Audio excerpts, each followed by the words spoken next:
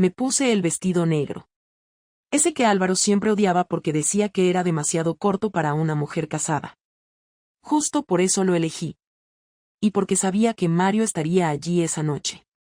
La fiesta era una cena de empresa en un restaurante de Pozuelo, bastante pijo, con esa iluminación suave y camareros que se creen modelos. Pero lo importante no era el lugar. Lo importante era que yo iba con una intención clara, romper la línea. Hasta ese día, todo había sido tensión contenida. Miradas. Alguna frase con doble sentido. Algún accidental roce en la fotocopiadora. Yo me decía que no pasaría nada. Que solo necesitaba sentirme deseada. Pero mentirme a mí misma se me había vuelto una rutina tan peligrosa como respirar sin darme cuenta. La noche empezó como cualquier otra. Presentación del director, vino blanco, risas de compromiso. Me sentaron justo frente a Mario. Él, en su línea, camisa ajustada, barba perfectamente recortada, mirada que atraviesa. Me sostuvo la mirada más de la cuenta cuando brindamos. Y yo no aparté los ojos. La conversación fue típica al principio. Trabajo, proyectos, la inflación. Pero hubo un momento, justo cuando le pregunté por su novia, en el que se acercó un poco más y me dijo con voz baja. Ya no tengo novia. Me cansé de fingir que me llenaba. Y yo, no supe qué contestar. Pero no hacía falta. Después del postre, salimos a fumar a la terraza del restaurante. Él no fuma, pero me acompañó. Y ahí, con el aire frío de octubre pegándome en las piernas, me dijo. Siempre he querido hacerte una pregunta. ¿Tú eres feliz con Álvaro? Me reí. Por reflejo, por nervios, por no saber si estaba hablando en serio. Depende del día, le dije. Y ahí, sin más, me besó. Fue corto. Fue suave. Fue lo suficientemente ambiguo para que pudiera fingir que no había pasado, si quería. Pero no quise. Y ese fue el verdadero comienzo. No el beso. No el deseo. Lo que marcó el inicio fue mi decisión de no parar. De dejarme llevar. Porque esa noche, cuando volví a casa y vi a Álvaro dormido en el sofá, con su camiseta de siempre, su serie puesta en pausa y el vaso de vino medio lleno, supe que no había marcha atrás. No porque él fuera malo. No porque no me quisiera. Sino porque yo ya no era la misma. Y sí, esto se descontroló. Mucho más de lo que imaginé. Pasaron apenas 9 días desde aquella cena. 9 días en los que jugué a 2 bandas sin que nadie lo notara, o eso creía yo. Me levantaba cada mañana al lado de Álvaro, tomábamos café en silencio, como siempre, él hojeando el periódico en el móvil y yo respondiendo correos de trabajo, mientras me preguntaba si Mario habría soñado conmigo como yo con él. Las horas de oficina se volvían más pesadas y, al mismo tiempo, más estimulantes, porque sabía que en cualquier momento él podía pasar por mi mesa con una excusa estúpida solo para decirme algo que no se podía decir en voz alta.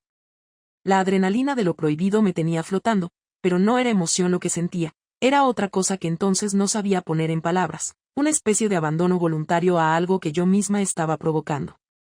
El miércoles siguiente, Mario me escribió que iba a trabajar desde casa, pero que si me apetecía, podía pasarme por su piso en la hora de la comida. No era un mensaje grosero ni directo, era elegante, medido, pero no dejaba espacio a la duda. Esa misma mañana inventé una reunión en otra sede y salí a las 12:15 de la oficina. Fui en taxi. Durante el trayecto pensé en darme la vuelta 2 o 3 veces, incluso llegué a agarrar el teléfono para escribirle que no podía ir, que no era buena idea, pero algo dentro de mí se negaba a soltar esa cuerda. Me recibió en camiseta y vaqueros, con el pelo algo desordenado y esa sonrisa de los que saben que tienen ventaja. No hubo comida. Tampoco conversación larga. Lo que pasó en ese piso fue menos romántico de lo que imaginé, pero no menos intenso. Yo no era su amante, ni él era un seductor profesional, solo éramos 2 personas cruzando una línea. Me vestí con algo de prisa, y mientras recogía mi bolso y me retocaba el pelo en el espejo del baño, escuché su voz desde el salón diciéndome que la próxima vez quería verme más tiempo. No supe si contestar, así que solo sonreí. Esa tarde llegué a casa como si nada, saludé a Álvaro, que trabajaba desde el escritorio del salón con el portátil abierto, y me metí directa a la ducha. No porque me sintiera sucia ni por culpa, sino porque necesitaba tiempo sola, sin hablar, sin justificar nada, sin que nadie esperara una explicación. Álvaro entró al baño mientras yo estaba envuelta en la toalla y me preguntó si me apetecía salir a cenar el viernes. Me sorprendió. No solía proponer planes así sin motivo. Dije que sí por inercia, sin pensar mucho en lo que eso significaba, pero ya en ese momento sentí un nudo en el estómago. No por la propuesta, sino porque por primera vez en años él estaba intentando algo, y yo ya no quería nada con él. El viernes fuimos a un restaurante que solíamos frecuentar cuando empezábamos a salir. Era pequeño, con luz tenue y mesas pegadas. Álvaro se mostró más atento de lo habitual, pidió un vino que sabía que me gustaba, me miraba a los ojos mientras hablaba y sonreía con esa expresión que tenía cuando se sentía seguro conmigo. Fue entonces cuando noté algo extraño en su tono, en su forma de hacer preguntas demasiado suaves, demasiado neutras. No mencionó nada concreto, pero soltaba frases como últimamente estás más tranquila o te noto menos estresada con el trabajo, y aunque eran observaciones amables, me sonaban a tanteo. No estaba seguro de nada, pero empezaba a sospechar. Lo vi en la forma en la que analizaba mis respuestas, en cómo no soltaba el móvil ni un segundo, como si esperara un mensaje, un error, algo que lo sacara de dudas. La noche terminó con un paseo corto por la calle Princesa y un silencio incómodo que ninguno rompió. Al llegar a casa me metí directo en la cama y fingí estar dormida cuando él salió del baño. Noté que me miraba. Lo sentí de pie, al borde de la cama, sin hacer nada, como si intentara leer algo en mi cara, en mi respiración, en mis gestos. No dijo nada. Apagó la luz y se acostó. 2 días después, el domingo por la tarde, bajé a comprar pan y algo para cenar. Al volver, me encontré a Álvaro sentado en el sofá con una hoja en la mano. Era una impresión de un correo electrónico. Me paralicé. Sabía que no era mío, no directamente, porque yo no usaba el correo personal para nada relacionado con Mario, pero aún así me asusté. Álvaro me miró con calma, demasiado controlado, y me dijo, ¿esto es tuyo? Le contesté que no, aunque no sabía ni qué era. Entonces me explicó que había visto, por accidente según él, un recibo de tarjeta que no coincidía con ninguna compra reciente. Se refería al taxi. Yo ni me había fijado en eso, pero él sí. Y había ido más allá. Revisó las transacciones, las fechas, los trayectos.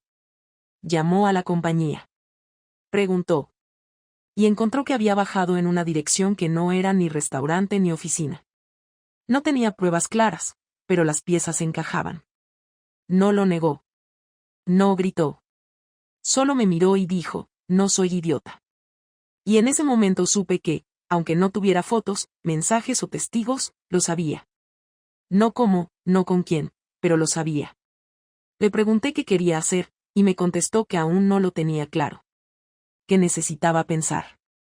Que por ahora no iba a decir nada a nadie, ni a su hermana, ni a nuestros amigos, ni a su madre.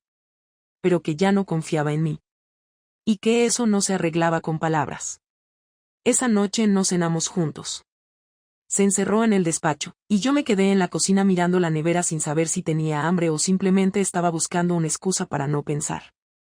Intenté escribirle a Mario, pero no me salía nada que tuviera sentido. Lo único que me salió fue, ha empezado a sospechar. Lo leyó, no contestó. En cambio, al rato me llamó y me preguntó si quería que nos viéramos al día siguiente. Le dije que no. Que tenía que arreglar esto primero. Pero en el fondo ya sabía que no iba a arreglar nada. Álvaro no volvió a tocarme. No volvió a hacerme una pregunta personal. Solo hablaba lo justo. ¿Vas a salir? ¿Has visto las llaves? ¿Falta algo del súper?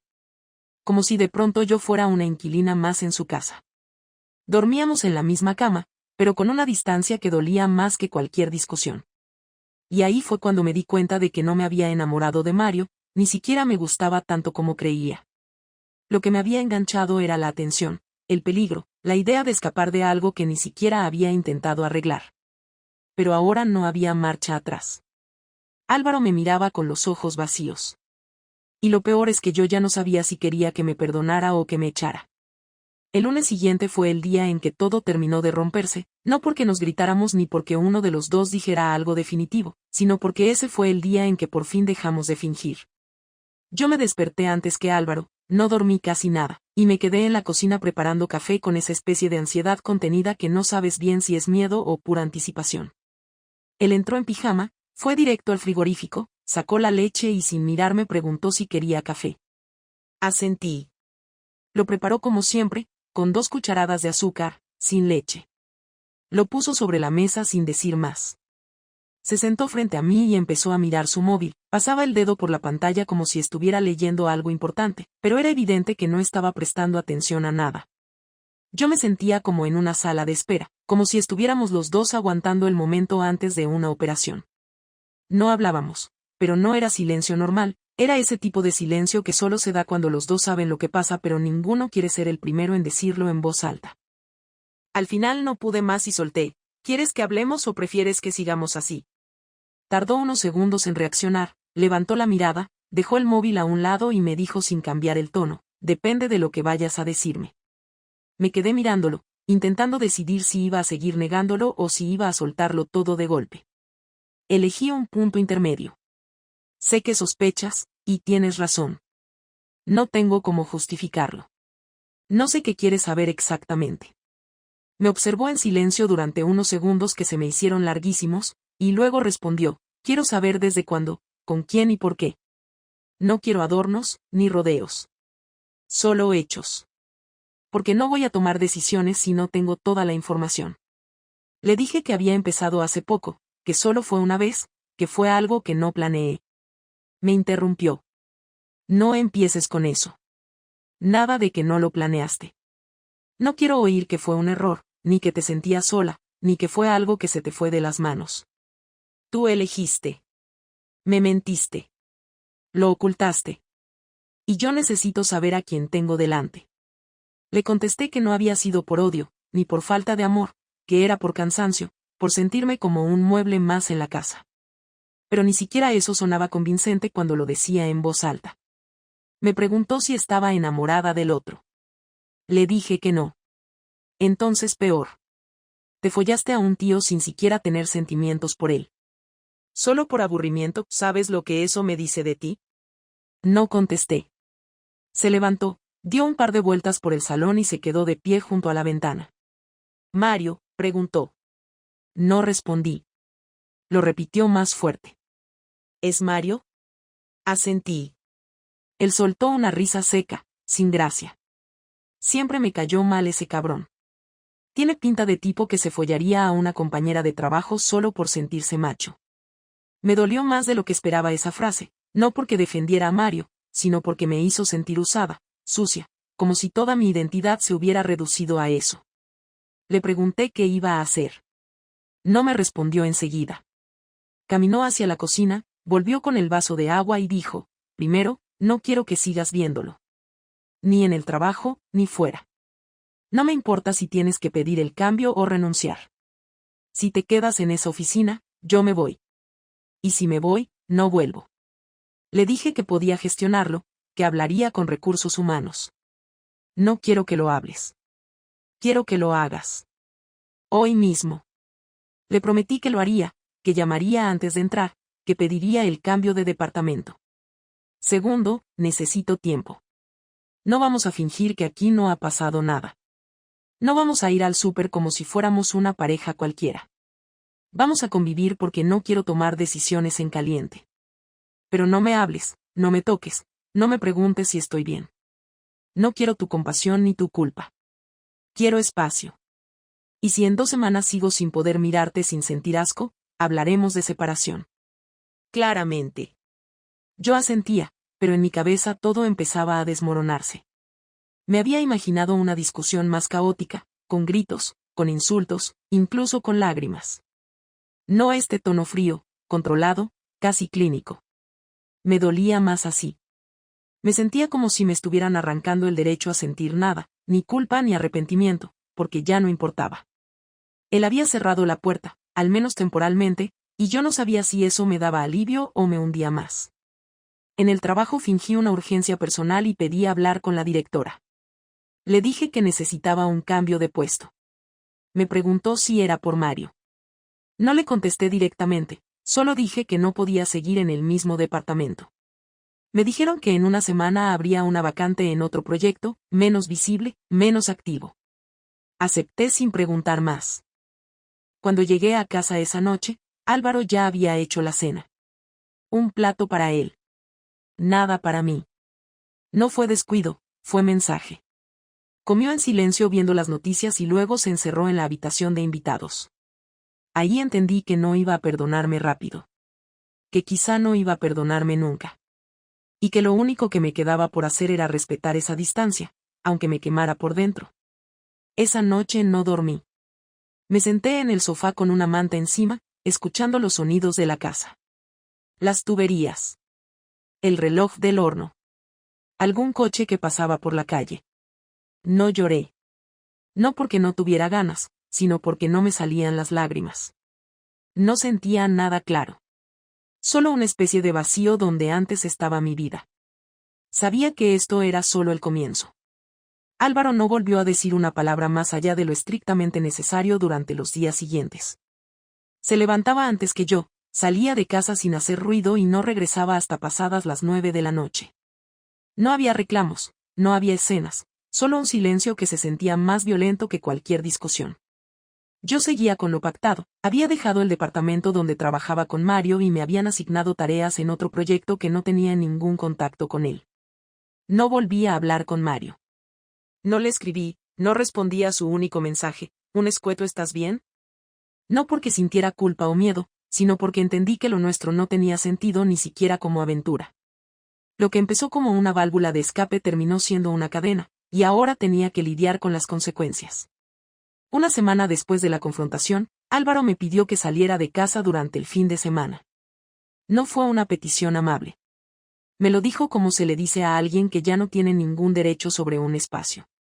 Vete con tu hermana, con una amiga, donde quieras. No quiero verte aquí el sábado ni el domingo. Tengo planes. Le pregunté si quería que me llevara algo, si necesitaba que organizara algo. Me miró sin expresión y dijo simplemente, solo vete. Me fui a casa de mi hermana Clara, que notó que algo pasaba, pero no preguntó. Ya me había visto rara en otras épocas, y supongo que esta vez intuyó que no era el momento para meterse. El sábado por la noche no pude dormir. Algo me decía que Álvaro no estaba simplemente en casa descansando. Lo conozco. No es de esos que se encierran a ver películas y olvidar. Él calcula, planea, ejecuta. Y en algún momento entre la medianoche y las 3 de la mañana, sentí que me estaban castigando y yo ni siquiera sabía cómo. El lunes cuando volví a casa me encontré con varios cambios. El primer detalle fue menor, la cerradura de la puerta había sido cambiada. El segundo fue más importante. Sobre la mesa del comedor había una carpeta negra con mi nombre escrito en marcador. Dentro había copias de mensajes impresos, algunos correos reenviados desde mi cuenta del trabajo, un par de capturas de pantalla de conversaciones entre Mario y yo que, sinceramente, no recordaba haber enviado, pero que eran indiscutiblemente reales. En el último folio había un resumen de cuentas bancarias, movimientos recientes y una hoja con una lista de nombres. Todos pertenecían a personas con las que habíamos tenido contacto como pareja, amigos en común, familiares, compañeros de trabajo. Cuando lo vi entrar con el mismo rostro inexpresivo que llevaba desde hacía semanas, le pregunté qué era todo eso. Se sentó con calma en la silla frente a mí y me explicó que había enviado esa carpeta a 5 personas. No dijo quiénes. Me dijo que había decidido no actuar impulsivamente, que no pensaba insultarme ni sacarme de la casa a empujones. No porque me respetara, sino porque había algo que le importaba más, su imagen, su dignidad y su capacidad de controlarlo todo. No te voy a hacer un escándalo. Eso sería lo fácil.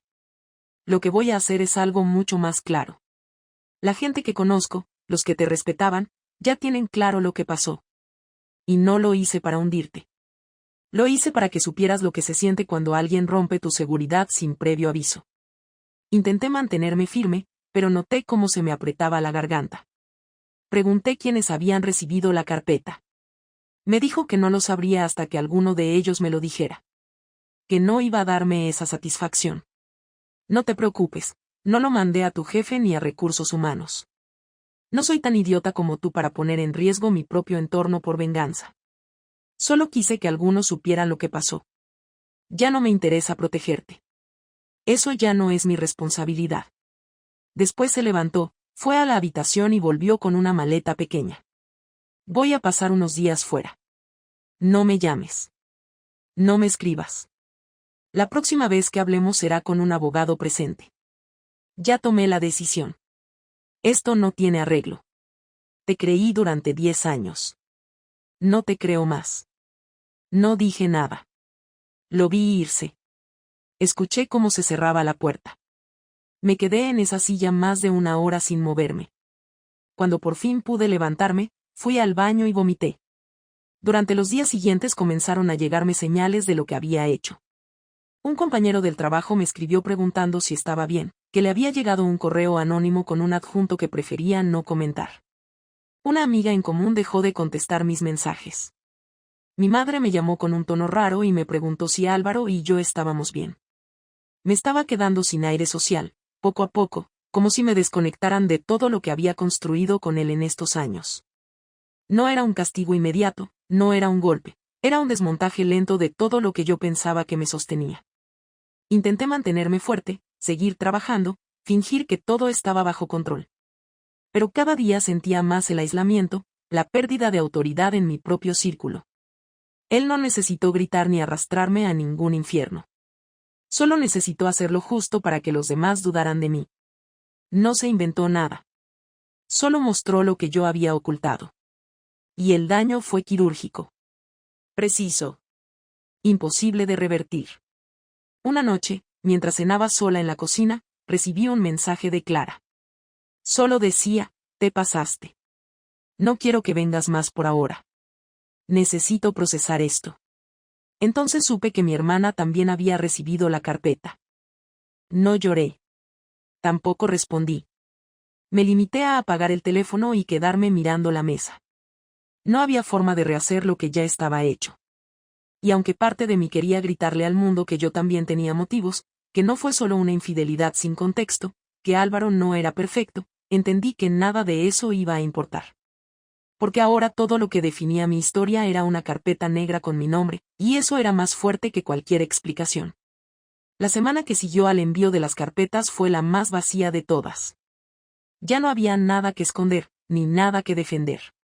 Yo seguía viviendo en el piso porque Álvaro, antes de marcharse, no me pidió que me fuera, pero el lugar había dejado de ser casa. Me movía por las habitaciones sin pensar, comía poco, dormía menos. Cada vez que recibía un mensaje, lo miraba con la misma atención, esperando que fuera una nueva confirmación de otro contacto perdido, otro vínculo más que se alejaba. No respondía a casi nadie, y tampoco tenía a quien acudir sin exponerme más. Me costaba aceptar que en menos de un mes había perdido todo el respeto social que llevaba años cultivando, que ahora las conversaciones que antes eran triviales giraban alrededor de mi error y no de mi persona. El viernes por la tarde Álvaro me escribió por primera vez desde que se fue. El mensaje era breve, el lunes paso por casa. A las 19. Habla lo que tengas que hablar ese día. Después de eso, solo abogados. Me pasé el fin de semana sin saber si preparar algo o no, si escribirle una carta o simplemente esperar sentada a que llegara. No lo hice. Me limité a dejar el piso en orden, limpiar el salón, dejar la mesa despejada y apagar la televisión. El lunes llegué del trabajo a las 5:30, me duché, me senté en el sofá y esperé. A las 7 en punto, escuché las llaves girar. Álvaro entró sin saludar. Llevaba una carpeta en la mano y una bolsa con documentos. No se quitó el abrigo. Se sentó al otro lado del salón y dejó la carpeta sobre la mesa.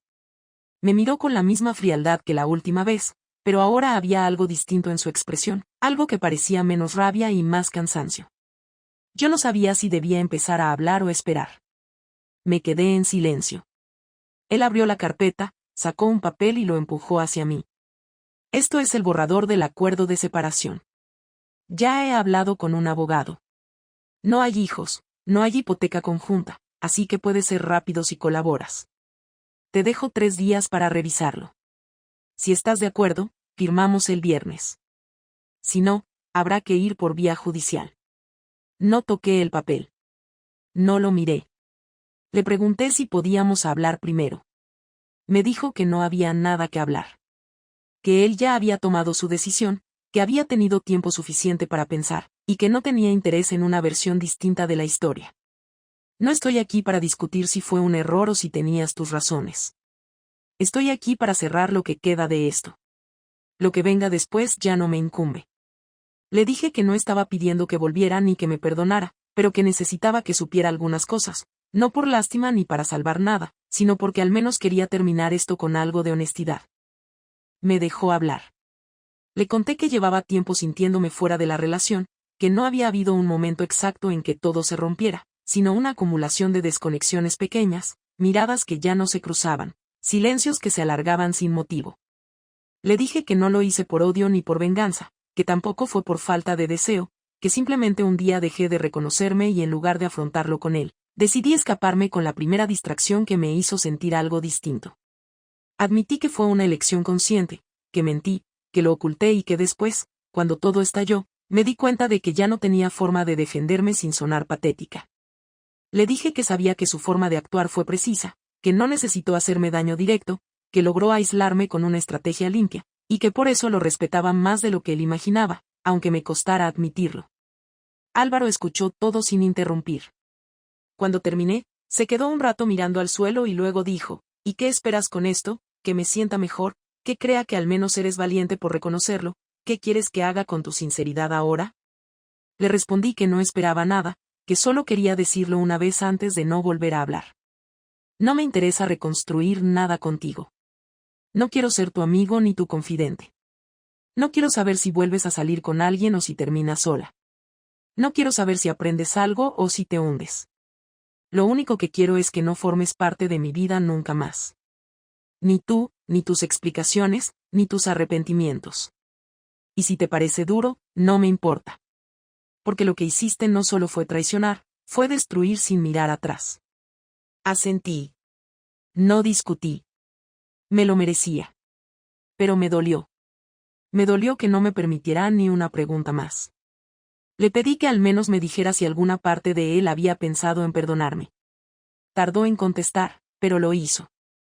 Durante los primeros días, sí. Pensé que tal vez podría entenderlo, que quizás yo también había fallado, que lo nuestro merecía un intento. Pero cuando vi cómo actuaste después, cuando me mentiste incluso sabiendo que ya lo sabía, cuando huiste de cada conversación real, ahí supe que no. Que no eras la persona con la que me casé. Y que lo que quedaba de ti ya no era para mí. Se levantó. Guardó el papel que yo no había tocado y lo dejó sobre la mesa otra vez. Me dijo que volvería el viernes. Que si todo estaba firmado, sería la última vez que nos veríamos. Que después se encargaría un gestor de todo lo demás. Antes de salir, se detuvo un momento en la puerta. Me miró por última vez y dijo, no soy mejor que tú. Pero no merecía esto. Y se fue. Me quedé sola en el salón, sin fuerza para moverme. No lloré. Ya no quedaban lágrimas. Solo vacío. Y una carpeta que marcaba el final de todo. El viernes a las 7 de la tarde, tal como dijo, Álvaro volvió. No me preguntó si había leído el acuerdo, no esperó explicaciones. Entró, revisó los papeles sobre la mesa, los leyó con calma y me pasó el bolígrafo. No hablamos. Firmé. Él firmó después. Guardó todo en la carpeta sin hacer un solo comentario y se marchó sin despedirse. No me miró. No esperó que dijera nada. Se fue como se va quien ya no tiene ninguna obligación emocional con el otro. Y ese momento, aunque lo había esperado toda la semana, me dejó completamente desorientada. Era el final oficial, y no había sonido, ni palabras, ni discusiones. Solo ese portazo seco y la certeza de que ya no había marcha atrás. Durante los días que siguieron, cada cosa que hacía se sentía como una repetición de rutina sin sentido. Me levantaba, trabajaba, comía, dormía, todo sin ninguna emoción, sin meta, sin expectativa. Mis contactos sociales estaban reducidos al mínimo. Mi hermana seguía sin hablarme. Mis compañeros de trabajo mantenían la distancia aunque fueran educados. Nadie me insultaba ni me acusaba directamente, pero el juicio silencioso estaba ahí, en cada mirada que evitaban, en cada frase que dejaban a medias. En casa, todo seguía igual, pero ya no era un hogar, era un espacio vacío donde yo convivía con mis errores, sin compañía, sin validación, sin distracción. Me costó varios días darme cuenta de que el problema más grande no era la soledad, sino lo que venía con ella. No era solo la falta de Álvaro, era la falta de alguien que me conociera antes de todo esto, Que entendiera cómo era yo antes de convertirme en la versión que arruinó un matrimonio por un impulso. Porque esa mujer ya no existe. La que queda ahora es alguien distinta, alguien que entiende que tomar decisiones por desesperación tiene un precio, y ese precio no es solo el dolor, es el desprecio ajeno, es el aislamiento, es la pérdida de toda referencia personal. En algún momento, empecé a escribir todo lo que pasó. No para justificarme ni para publicarlo, sino para poder mirarlo desde fuera, para entender cómo llegué hasta este punto. No hay un solo hecho que explique lo que hice.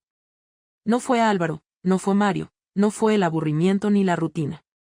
Fue una acumulación de cosas pequeñas que dejé crecer sin enfrentarlas. Fue el miedo a decir lo que sentía, fue la comodidad de no provocar una crisis cuando algo no funcionaba. Elegí el camino más corto, el de hacer como que no pasaba nada, el de buscar afuera lo que me faltaba dentro, sin tener el valor de reconocerlo cuando aún se podía hablar. Y esa cobardía es lo que más me pesa ahora. He intentado pedir perdón a las personas que merecían una explicación. Algunas me escucharon, otras no. Algunas me dijeron que podían entender una parte, aunque no aceptarla. Nadie me justificó. Y eso está bien. No espero comprensión. Solo necesitaba cerrar los huecos que dejé abiertos cuando esto explotó. Aún hay gente que me evita. Lo asumo. El daño fue real, y el juicio también. Me he acostumbrado a vivir con eso. Ahora, cuando pienso en Álvaro, no siento odio, ni rabia, ni siquiera tristeza. Siento algo más parecido a respeto por cómo supo manejarlo, por cómo no cayó en lo fácil. Sé que no volverá, y no quiero que lo haga. No porque no lo quiera, sino porque ya no puedo ofrecerle nada que tenga valor para él. Ya no soy su compañera, ni su aliada, ni su refugio. Le fallé, y aunque entienda por qué lo hice, eso no cambia el hecho de que lo hice. No he vuelto a tener pareja. No porque no pueda, sino porque no quiero repetir nada sin haber entendido bien todo lo anterior. Sé que mucha gente se reconstruye rápido, empieza de nuevo como si todo fuera una etapa superada. Yo no estoy ahí. Yo sigo procesando lo que fui, lo que hice, lo que dejé que ocurriera. No quiero saltarme ese proceso. No quiero repetir errores por la prisa de sentirme mejor. Prefiero quedarme con el silencio que queda ahora, con la incomodidad de haber aprendido tarde lo que tendría que haber entendido mucho antes.